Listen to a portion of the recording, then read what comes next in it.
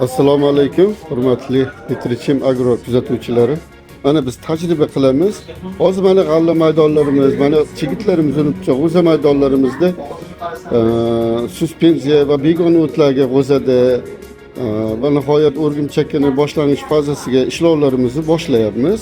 Endi nima deydi? Mana bu berilayotgan preparatlar, berilayotgan ozuqalar o'simlikka to'liq singishini samarasini yuqori bo'lish uchun uni tartibli sepish alohida muhim rol o'ynayapti. Xabaringlar bor hammalarni.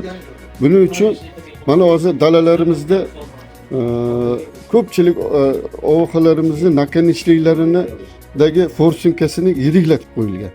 Bu yiriklatganda o'simlikning bargiga mana shu holatda tegyapti mana.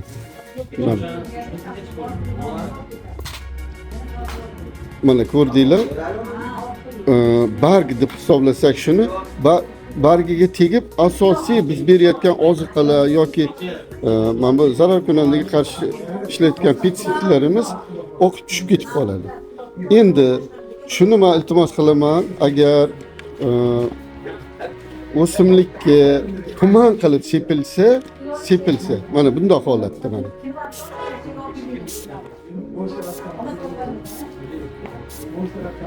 mana ko'rishinglar mumkin.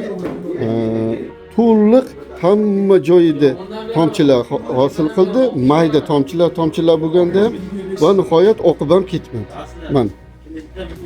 Endi mana hozir zamonaviy texnologiyada dronlar chiqib ketdi. Dron 20 litr suv ishlatadi 1 gektarga. Shunda ham foyda qilyapti-ku. Nimaga deganda o'sha tuman qilib sepadi.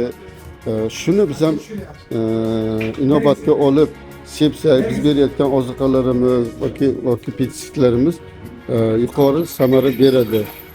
Vaholanki. Rahmat e'tiboringlar uchun.